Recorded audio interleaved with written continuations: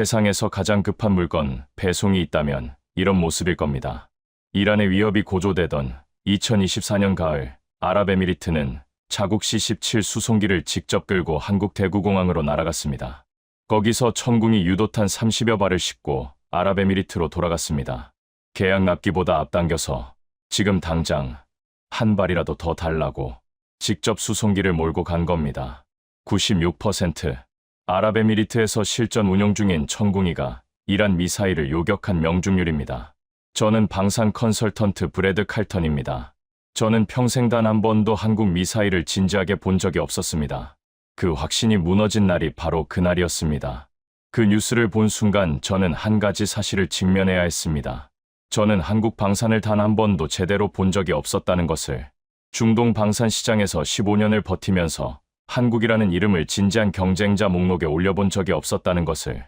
그 전에 잠깐 누르는데 1초도 걸리지 않는 좋아요와 구독 버튼을 눌러주시면 영상 제작에 아주 큰 힘이 됩니다. 그럼 오늘의 사연 시작합니다. 안녕하세요. 저는 방산 컨설턴트 브래드 칼턴입니다. 미사일 방어 시스템 분야 28년 경력, 패트리어트 배치 프로젝트 12건. 저는 평생 단 한 번도 한국 미사일을 진지하게 본 적이 없었습니다. 그 확신이 무너진 날이 바로 그날이었습니다. 저는 한국 방산을 단 한 번도 제대로 본 적이 없었다는 것을, 중동 방산 시장에서 15년을 버티면서 한국이라는 이름을 진지한 경쟁자 목록에 올려본 적이 없었다는 것을, 미국 버지니아주 출신, 아버지는 공군 엔지니어였고, 저는 어린 시절부터 방위산업이 곧 미국의 언어라고 배웠습니다. 조지타운 대학에서 국제안보를 전공한 뒤 레이시온에 입사해 패트리어트 시스템 기술 고문으로 12년을 보냈습니다. 이후 독립 컨설턴트로 전향해 중동 각국의 미사일 방어 도입 프로젝트를 자문했습니다. 사우디, 카타르, 요르단,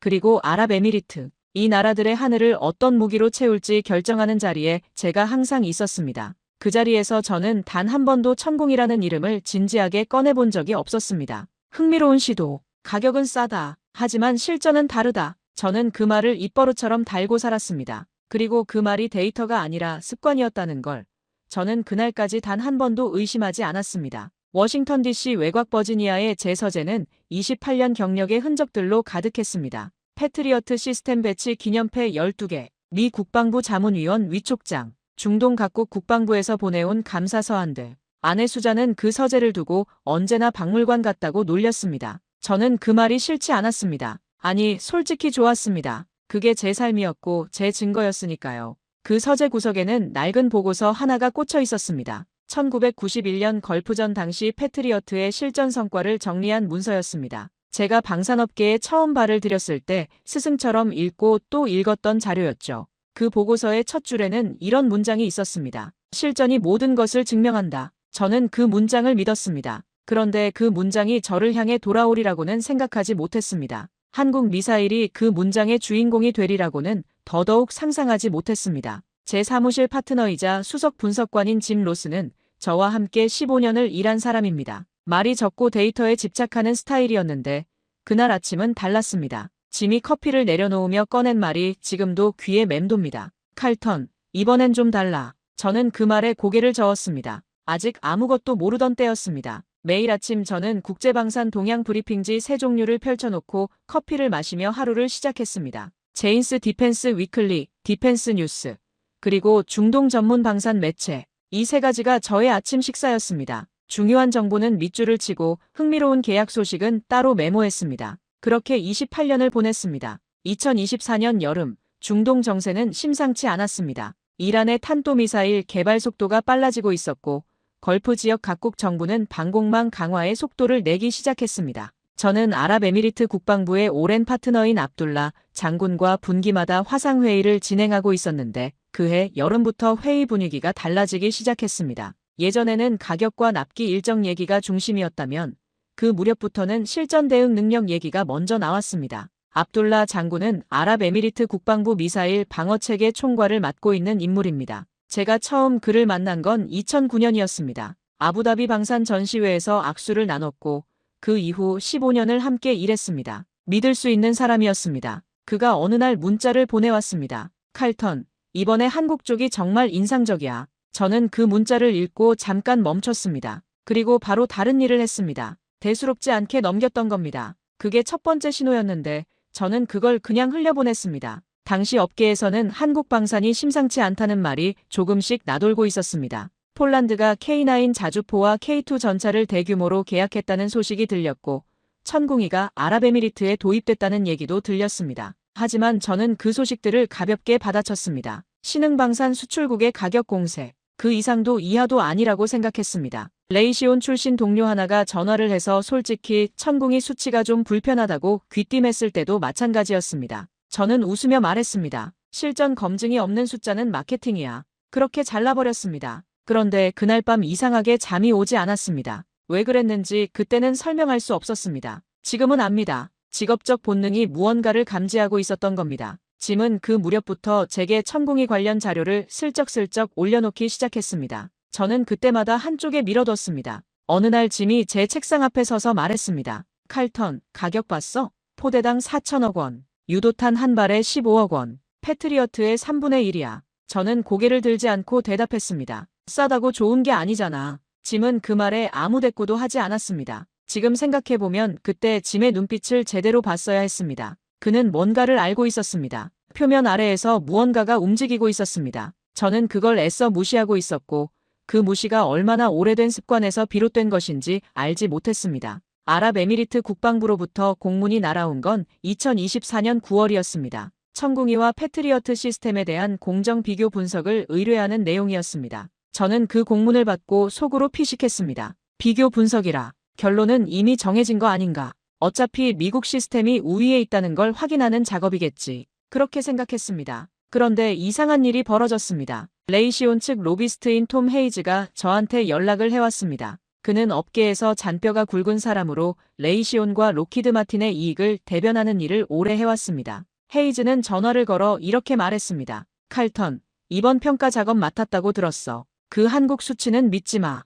과장 가능성이 있어. 저는 그 말을 듣고 오히려 더 이상하다는 생각이 들었습니다. 왜 저리 급하게 부정하려 하는 거지? 아직 제대로 들여다보지도 않은 숫자를 왜 미리 불신하라고 하는 거지? 그건 작은 균열이었습니다. 눈에 보이지 않을 만큼 작은. 하지만 균열은 균열이었습니다. 미 국방부 내부에서도 분위기가 심상치 않았습니다. 평소라면 한국 방산 관련 이야기가 자문회의 테이블에 오르는 일이 거의 없었는데 그해 가을부터는 슬쩍슬쩍 이름이 등장하기 시작했습니다. 어느 고위 관계자가 비공개 브리핑 자리에서 이런 말을 했습니다. 한국이 예상보다 빠르게 치고 올라오고 있습니다. 가격만이 아닙니다. 성능 쪽도 눈여겨봐야 합니다. 회의실이 잠깐 조용해졌습니다. 저도 그 순간 펜을 멈췄습니다. 등줄기에 미세하게 서늘한 기운이 지나갔습니다. 저는 그 기분을 떨쳐내려고 커피를 한 모금 마셨습니다. 그리고 그날이 왔습니다. 2024년 11월의 새벽이었습니다. 워싱턴 DC의 밤은 조용했고 저는 서재에서 서류를 정리하고 있었습니다.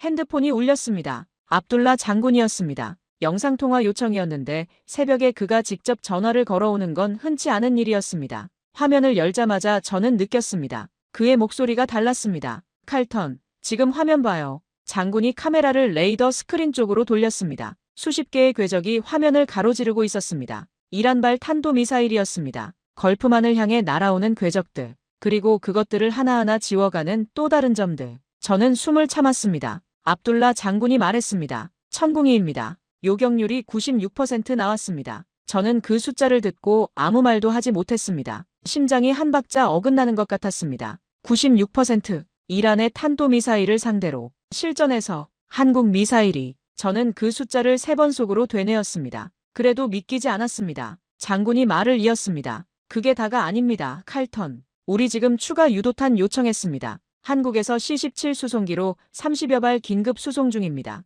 직접 우리 수송기 보냈습니다. 대구로. 저는 그 말을 듣고 커피잔을 내려놨습니다. 아니, 내려놨다는 표현이 맞지 않습니다. 손에서 힘이 빠지면서 탁자 위에 내려앉은 겁니다. 아랍에미리트가 직접 수송기를 끌고 대구로 갔다. 계약 납기를 앞당겨달라고. 지금 당장 더 달라고. 미국이 아니라 한국으로. 그 순간 제 뇌리에 스친 생각은 딱 하나였습니다. 이게 가능한 일인가? 통화를 마친 뒤 저는 서재에 혼자 앉아 있었습니다. 벽에 걸린 패트리어트 기념패들이 눈에 들어왔습니다. 12개. 28년. 제가 쌓아온 것들. 그런데 그 순간 그것들이 이상하게 무거워 보였습니다. 증거라고 생각했는데 어쩌면 벽 하나가 된 건 아닌가 하는 생각이 처음으로 스쳤습니다. 짐에게 문자를 보냈습니다. 내일 아침 일찍 만나자. 데이터 다시 봐야 할 것 같아. 짐의 답장은 두 글자였습니다. 알았어. 그런데 그 두 글자가 왠지 오래 기다린 답장처럼 느껴졌습니다. 다음 날 아침, 짐과 저는 사무소 회의실에 마주 앉았습니다.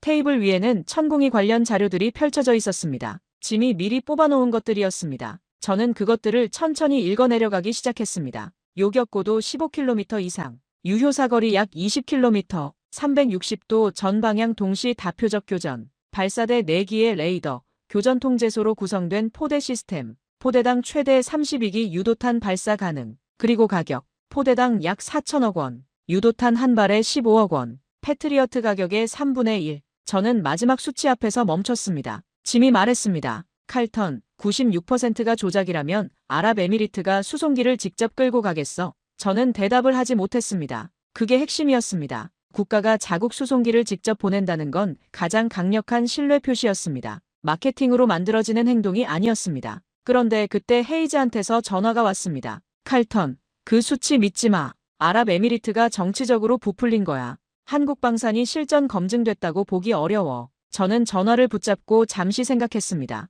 그리고 말했습니다. 톰, 그 말 데이터로 증명할 수 있어? 헤이즈는 잠깐 침묵했다가 이렇게 말했습니다. 비즈니스 얘기야, 칼턴. 감정 개입하지 마. 저는 전화를 끊었습니다. 비즈니스 얘기. 저는 그 단어가 마음에 걸렸습니다. 데이터 얘기를 비즈니스 얘기로 바꿔치기 하는 순간 무언가 중요한 것이 사라진다는 걸 저는 알고 있었습니다. 짐이 조용히 말했습니다. 칼턴, 나 사실 한국계야. 외가가 한국이야. 저는 그 말을 듣고 짐의 얼굴을 다시 봤습니다. 15년을 함께 일하면서 처음 하는 말이었습니다. 짐은 계속했습니다. 외삼촌이 한국방산연구원이야. 천공이 개발 1세대. 칼턴이 진지하게 볼 준비가 됐다면 연결해 줄 수 있어. 저는 한동안 아무 말도 하지 않았습니다. 창밖에 워싱턴 DC의 아침이 밝아오고 있었습니다. 15년을 함께 일한 사람이 지금 이 순간 처음으로 자신의 진짜 이야기를 꺼냈습니다. 그것도 제가 뭔가를 직면해야 하는 순간에 저는 고개를 끄덕였습니다. 연결해줘. 문제는 제 안에서 시작됐지만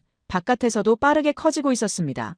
헤이즈가 움직이기 시작했습니다. 업계 전문지에 익명 제보 형식의 기사가 실렸습니다. 천공이 아랍에미리트 실전 성과, 과장 의혹, 정확한 교전 로그 공개 없이는 신뢰 불가. 기사 말미에는 미국 방산 전문가 다수가 한국 측 수치에 의문을 표하고 있다는 내용이 담겨 있었습니다. 저는 그 기사를 읽으며 이상한 기분이 들었습니다. 왜 지금, 왜 이렇게 빨리 이 기사가 나왔지? 아랍에미리트가 수송기를 보낸 지 며칠도 지나지 않았는데 레이시온 측 임원도 연락을 해왔습니다. 칼턴, 이번 비교 평가 작업 어떻게 진행되고 있어? 저는 아직 시작도 안 했다고 했습니다. 임원이 말했습니다. 결론 방향성은 어느 정도 생각해뒀겠지. 저는 그 말에 잠시 멈췄습니다. 결론 방향성. 보고서를 쓰기도 전에 결론을 먼저 정해두라는 말이었습니다. 저는 28년 경력 중 처음으로 그 요청을 거절했습니다. 거절하고 나서 전화를 끊는데 손이 조금 떨렸습니다. 그게 두려움 때문인지 아니면 28년 만에 처음으로 제대로 된 방향을 잡은 것에 대한 흥분 때문인지 저는 알 수 없었습니다.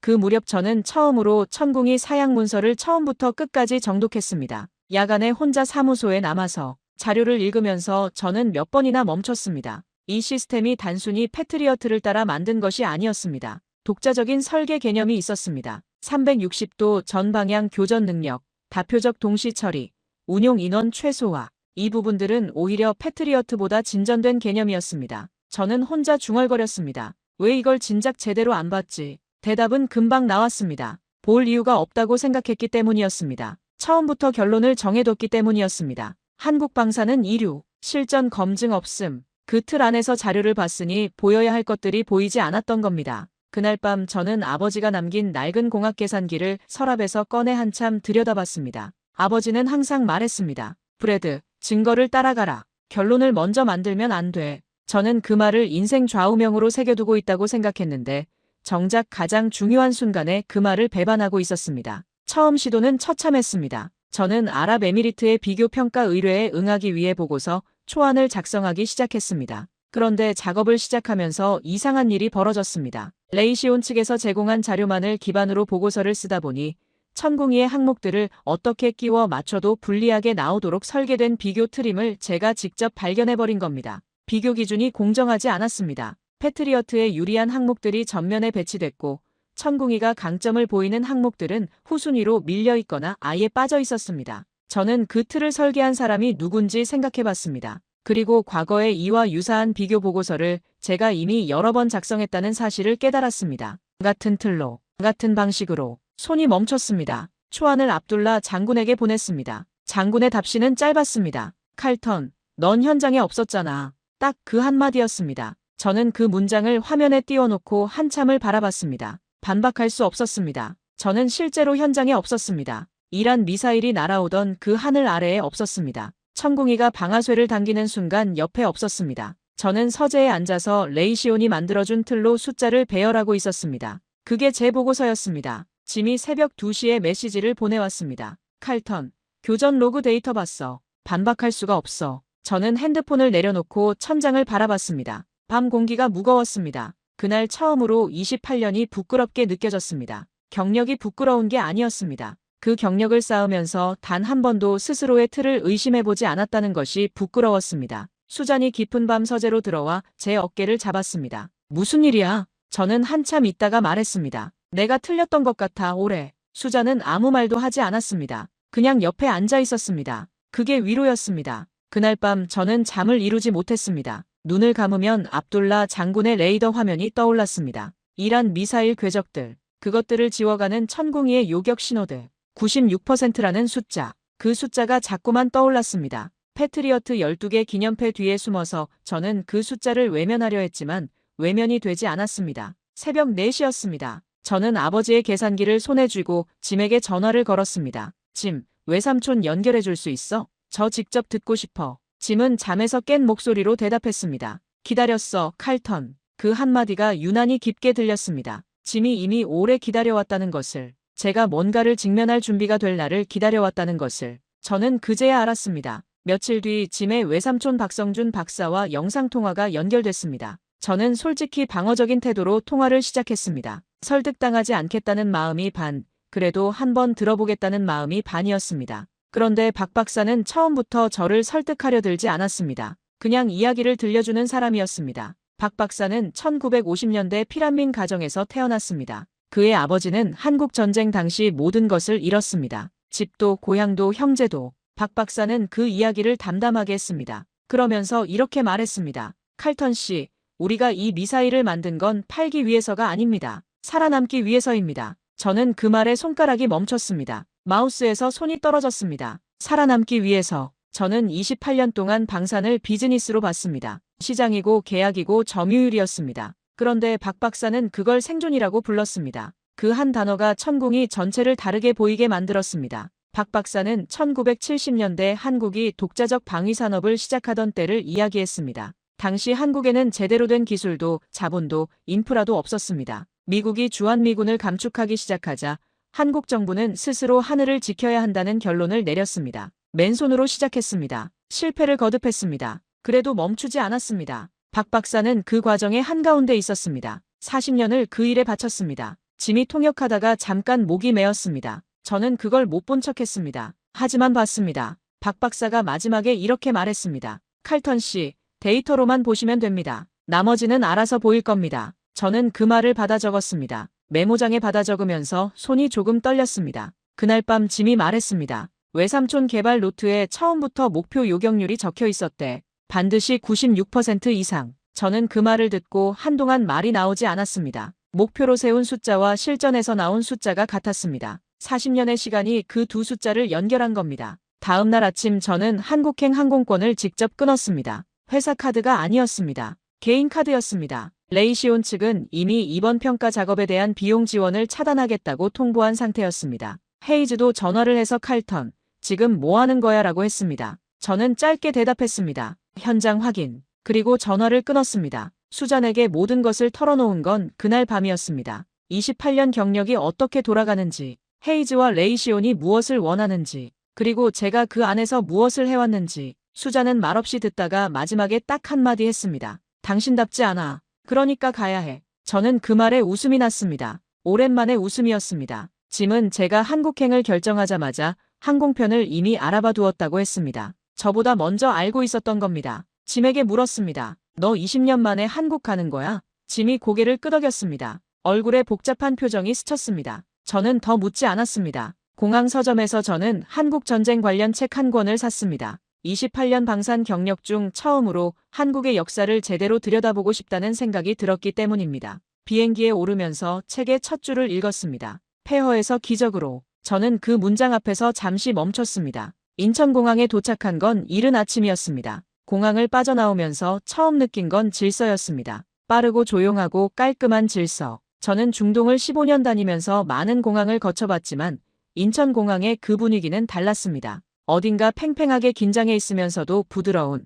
그런 공기였습니다. 짐은 공항에 내리면서 눈이 빨개졌습니다. 저는 못 본 척했습니다. 박성준 박사는 대구방산연구소에서 저희를 기다리고 있었습니다. 영상통화로만 보던 얼굴을 직접 마주하는 순간 저는 그가 훨씬 작은 사람이라는 것을 알았습니다. 키가 작고 어깨가 좁은, 그런데 악수를 청하는 손이 단단했습니다. 40년이 그 손에 담겨 있었습니다. 박 박사는 곧장 시설로 안내했습니다. 설명보다 먼저 보여주겠다는 태도였습니다. 천궁이 실물 앞에 선 순간 저는 발을 멈췄습니다. 20분 가까이 아무 말도 하지 못했습니다. 발사대 4기가 360도 방향으로 배치된 구조, 레이더 시스템의 위치와 각도, 교전 통제소의 설계. 저는 패트리어트 시스템을 12곳에 배치해본 사람으로서 이 시스템이 어떤 철학으로 설계됐는지 느낄 수 있었습니다. 방어가 아니었습니다. 주도적 요격이었습니다. 먼저 탐지하고 먼저 쏘는 개념. 그 속도와 각도의 설계가 처음부터 이란식 탄도미사일을 염두에 두고 있었습니다.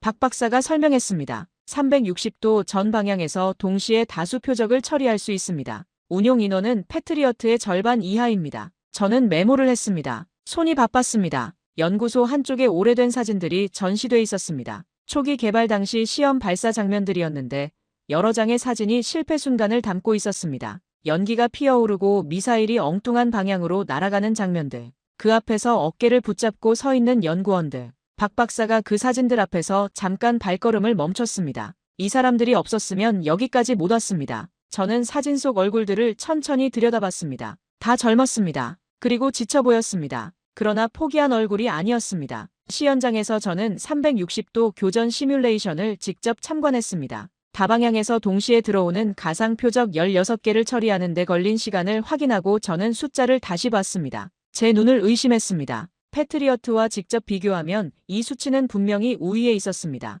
일부 항목에서는 현저하게. 짐이 옆에서 조용히 말했습니다. 외삼촌이 이걸 위해 40년을 바쳤어. 저는 고개를 끄덕였습니다. 그리고 처음으로 말했습니다. 이건 진짜다. 하지만 그 말이 나오자마자 바깥에서 폭풍이 몰아쳤습니다. 헤이즈가 움직였습니다. 그것도 대규모로. 업계 언론에 기사가 실렸습니다. 이번에는 익명이 아니었습니다. 전직 미 국방부 자문위원 브래드 칼턴, 한국 방산 로비에 포섭됐다는 의혹. 레이시온 측 임원이 저한테 공식 이메일을 보냈습니다. 칼턴, 현 상황은 계약 위반 소지가 있습니다. 컨설팅 계약 해지 절차를 진행합니다. 저는 그 이메일을 화면에 띄워놓고 한참을 바라봤습니다. 심장이 내려앉았습니다. 28년 경력의 핵심 파트너십이 한순간에 끝날 수 있다는 신호였습니다. 압둘라 장군마저 문자를 보내왔습니다. 칼턴, 지금 정치적으로 민감한 시기야. 공식 방문은 좀 미루는 게 좋겠어. 저는 사방이 막히는 기분이었습니다. 박 박사가 그날 저녁 저를 따로 불렀습니다.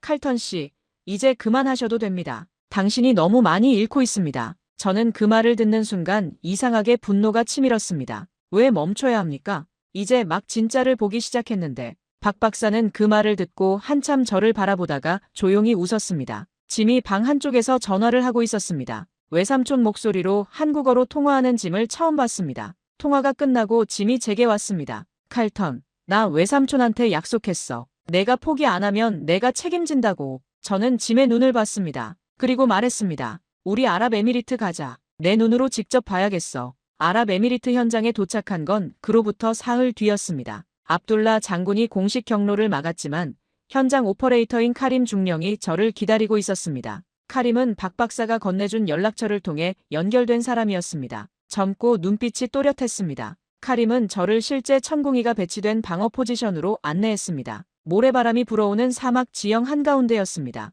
발사대 4기가 하늘을 향해 서 있었습니다. 그 앞에 서는 순간 저는 이 시스템이 살아있는 무기라는 걸 느꼈습니다. 서류나 시연장에서 본 것과는 달랐습니다. 실전의 공기가 거기 배어 있었습니다. 카림이 교전 통제소로 저를 데려갔습니다. 그리고 실제 교전 당시의 로그 데이터를 펼쳤습니다. 타임스탬프가 찍힌 실시간 교전 기록이었습니다. 조작할 수 없는 형식의 데이터였습니다. 이란 탄도미사일 탐지 시각, 요격 결정 시각, 발사 시각, 타격 확인 시각. 그 순서가 초 단위로 기록돼 있었습니다. 저는 그 화면 앞에서 손이 떨렸습니다. 96%였습니다. 마케팅 수치가 아니었습니다. 교전 로그가 증명하는 실전 명중률이었습니다. 카림이 말했습니다. 한국이 우리를 살렸습니다. 이건 사실입니다. 저는 그 말을 녹음했습니다. 그리고 카림이 작은 것을 꺼냈습니다. 아랍에미리트 방공 임무 기념 메달이었습니다. 그는 그것을 제게 내밀며 말했습니다. 한국에 전해주세요. 어려울 때 도와주는 나라에게. 저는 그 메달을 받아 손에 쥐고 한참을 움직이지 못했습니다. 짐이 옆에서 통역을 하다가 멈췄습니다. 저는 짐을 봤습니다. 짐의 눈이 빨개져 있었습니다. 그 순간 박 박사의 노트에 적혀있던 문장이 떠올랐습니다. 반드시 96% 이상. 목표로 세운 숫자와 실전 로그에 찍힌 숫자가 같았습니다. 40년이 그 두 숫자를 연결하고 있었습니다. 저는 결심했습니다. 국제방산 포럼에서 제 이름으로 보고서를 발표하겠다. 결론을 미리 정해두지 않은 보고서를, 현장에서 본 것을 그대로 담은 보고서를. 포럼은 2달 뒤였습니다. 그 사이 헤이즈의 공세가 계속됐습니다. 업계 내 제 인맥 여러 곳에 음해성 정보가 흘러들어갔습니다. 칼턴이 한국 측에 포섭됐다. 칼턴의 보고서는 신뢰할 수 없다. 저는 그 말들이 들릴 때마다 카림이 건네준 메달을 꺼내봤습니다. 그리고 계속 썼습니다. 보고서 제목은 이렇게 정했습니다. 천궁이 중동 미사일 방어의 새 기준. 짐이 보고서를 함께 검토하면서 한 번도 불필요한 말을 하지 않았습니다. 데이터가 말하게 두었습니다. 저도 그렇게 썼습니다. 처음으로 결론을 열어두고 증거를 쌓아가는 방식으로 보고서를 완성했습니다. 포럼 당일 저는 강단에 올라서면서 손바닥이 축축해지는 걸 느꼈습니다. 28년 경력 중 발표가 떨린 건 처음이었습니다. 수백 명의 방산 전문가들이 앉아 있었습니다. 그 중에는 헤이즈도 있었습니다. 팔짱을 끼고 맨 뒷자리에 앉아 있었습니다. 저는 마이크를 잡고 말을 시작했습니다. 저는 틀렸습니다. 저는 28년 동안 한국 방산을 제대로 보지 않았습니다. 그 이유는 데이터가 아니라 습관이었습니다. 그리고 그 습관이 틀렸다는 걸 이란 미사일이 날아오던 그 하늘 아래에서 확인했습니다. 회의실이 조용해졌습니다. 저는 계속했습니다. 천궁이의 실전 요격 명중률 96%. 이건 아랍에미리트가 만들어낸 수치가 아닙니다. 이건 이란의 탄도미사일이 만들어낸 수치입니다. 제가 직접 교전 로그를 확인했습니다. 타임스탬프로 기록된 실전 데이터입니다. 그리고 아랍에미리트는 그 신뢰를 바탕으로 자국 C-17 수송기를 직접 대구로 보냈습니다.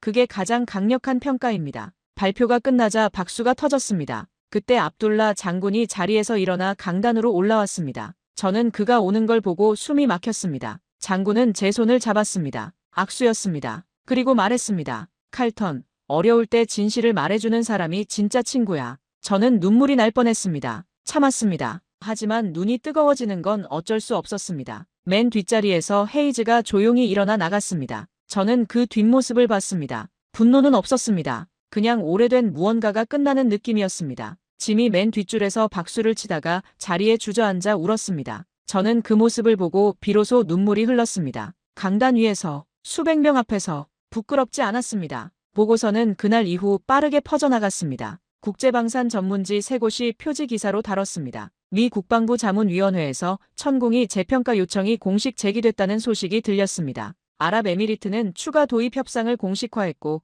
사우디와 이라크의 협상 속도도 빨라졌습니다. 한국 방산업체 주가는 보고서 발표 이후 이틀 만에 큰 폭으로 올랐습니다. 저한테는 인터뷰 요청이 쏟아졌습니다. 미국, 영국, 독일, 프랑스. 저는 모든 자리에서 같은 말을 했습니다. 저는 틀렸고 데이터가 옳았습니다. 짐이 웃으며 말했습니다. 외삼촌이 이제 전화를 안 받으셔, 칼턴. 인터뷰 때문에. 저는 그 말에 크게 웃었습니다. 오랜만에 배에서 올라오는 웃음이었습니다. 압둘라 장군이 문자를 보내왔습니다. 어려울 때 도와주는 친구가 진짜 친구야, 칼턴. 저는 그 문자를 저장해뒀습니다. 몇 달 전 그가 처음 그 말을 했을 때 저는 흘려들었습니다. 이제는 그 말의 무게가 다르게 느껴졌습니다. 한국 방산의 역사가 세계 언론에 소개되기 시작했습니다. 1950년 한국전쟁으로 모든 것을 잃은 나라. 1970년대 맨손으로 방위산업을 시작한 나라. K9 자주포, K2 전차, 천궁이 미사일. 그것들이 지금 세계 각지의 하늘과 땅을 지키고 있다는 사실. 저는 그 이야기들을 읽으면서 매번 멈췄습니다. 이 나라가 이 길을 걸어오는 동안 저는 그것을 보려 하지 않았습니다. 박 박사의 손편지가 왔습니다. 직접 쓴 편지였습니다. 한국어로 쓴 내용을 짐이 번역해줬습니다. 편지에는 이렇게 적혀 있었습니다. 칼턴 씨, 우리가 이걸 만든 건 자랑하기 위해서가 아니었습니다. 그런데 자랑스러운 일이 됐습니다. 그걸 알아봐 주신 분이 있어서 감사합니다. 저는 그 편지를 서재에 걸어뒀습니다. 기념패들 한가운데에. 그 후로 시간이 흘렀습니다. 천궁이는 중동을 넘어 세계 방산 시장에서 가장 주목받는 시스템이 됐습니다. 동유럽 여러 나라가 관심을 표명했습니다. 동남아시아에서도 문의가 잇따랐습니다. 미국과 유럽의 방산 기업들이 오히려 한국과의 기술 협력을 타진하기 시작했습니다. 독일 방산 기관장이 저한테 이런 말을 했습니다. 한국이 우리를 가르치고 있습니다. 저는 그 말을 듣고 1991년 걸프전 보고서의 첫 줄을 떠올렸습니다. 실전이 모든 것을 증명한다. 그 문장이 이제 한국을 가리키고 있었습니다. 저는 그해 독립방산평가기관 설립을 결심했습니다. 국적 없이 데이터만 보는 기관. 이름은 아직 정하지 않았지만 방향은 분명했습니다. 짐 로슨을 공동 창업자로, 박성준 박사를 자문위원으로. 박 박사는 흔쾌히 응했습니다. 짐은 전화를 받자마자 했습니다. 기다렸어, 칼턴. 그 말이 또 나왔습니다. 기다렸어. 저는 그 말이 이제 무겁지 않았습니다. 오히려 든든했습니다. 아들에게 솔직하게 말한 날이 있었습니다. 아들이 학교에서 아버지 직업에 대해 발표를 한다며 자료를 달라고 했습니다. 저는 아들을 앉혀놓고 말했습니다. 아빠가 제일 좋은 것만 지지한다고 생각했는데 사실은 제일 아는 것만 지지했어. 그게 잘못됐다는 걸 깨달은 게 최근 일이야. 아들이 물었습니다. 그래서 지금은요? 저는 대답했습니다. 지금은 제일 좋은 걸 찾으려고 해. 아들이 웃었습니다. 그 웃음이 28년 기념패 12개보다 좋았습니다. 새 사무소 벽에는 이제 패트리어트 기념패가 없습니다. 대신 세계 지도가 걸려 있습니다. 거기에 꽂힌 핀들은 미국 방산 네트워크가 아니라 제가 직접 현장을 확인한 지점들입니다. 그중 한 핀이 한국 대구를 가리키고 있습니다. 책상 위에는 카림 중령의 사진이 놓여 있습니다. 그리고 박 박사의 손편지, 그리고 짐이 처음으로 올려놓은 태극기 작은 것 하나. 서툰 한국어로 박 박사에게 감사하다고 처음 말한 날, 박 박사는 한참 웃었습니다. 발음이 엉망이라고. 저는 그 웃음이 제 답이라고 생각했습니다. 언어가 틀려도 마음이 닿는다는 것. 그게 한국에서 배운 것 중 하나입니다. 한국은 저한테 기술을 가르쳐준 게 아닙니다. 태도를 가르쳐줬습니다. 결론을 먼저 만들지 말고 증거를 따라가라는 것. 실패해도 포기하지 말라는 것. 어려울 때 도와주는 것이 진짜 힘이라는 것. 저는 더 이상 특정 브랜드의 대변인이 아닙니다. 저는 진실의 기록자입니다. 여기까지 이야기해드렸습니다. 브래드 칼턴이 28년 만에 처음으로 틀렸다고 말한 이야기. 아랍에미리트가 C-17 수송기를 직접 몰고 한국 대구로 달려간 이야기. 이란 미사일을 96% 요격한 천궁이의 이야기. 그리고 폐허에서 시작해서 세계의 하늘을 지키기까지 한 나라의 이야기. 저는 이 이야기를 하면서 한 가지를 계속 생각했습니다. 여러분의 아버지 세대, 할아버지 세대가 맨손으로 쌓아 올린 것들이 지금 이렇게 세계 무대에서 증명되고 있습니다. 그들이 흘린 땀과 눈물이 대구공항 활주로에 내려앉은 아랍에미리트 수송기가 됐습니다. 중동의 하늘을 지킨 96%가 됐습니다. 저는 외국인으로서 오랫동안 한국을 무시했던 사람으로서 이 말씀을 드리고 싶습니다. 그것만으로 이미 충분히 자랑스러우셔도 됩니다. 1950년에 모든 것을 잃은 나라가 2024년에 세계에서 가장 정확한 미사일 방어 시스템을 만들었습니다. 그 사이에 있는 것들이 무엇인지 저는 이제 압니다. 포기하지 않는 사람들입니다. 반드시 96% 이상이라고 노트에 적어두고 40년을 버텨낸 사람들입니다. 그 나라 이야기가 마음에 드셨다면 좋아요와 구독 부탁드립니다. 여러분 주변에도 이런 이야기를 모르고 계신 분들이 있다면 이 영상을 공유해주세요. 한국이 얼마나 대단한 나라인지 세상에 더 알려야 한다고 생각하시는 분들의 댓글도 기다리고 있습니다. 여러분은 어떤 한국의 모습이 가장 자랑스러우신가요? 댓글로 남겨주시면 제가 하나하나 읽겠습니다. 긴 시간 함께 해주셔서 진심으로 감사드립니다. 저는 브래드 칼턴이었습니다.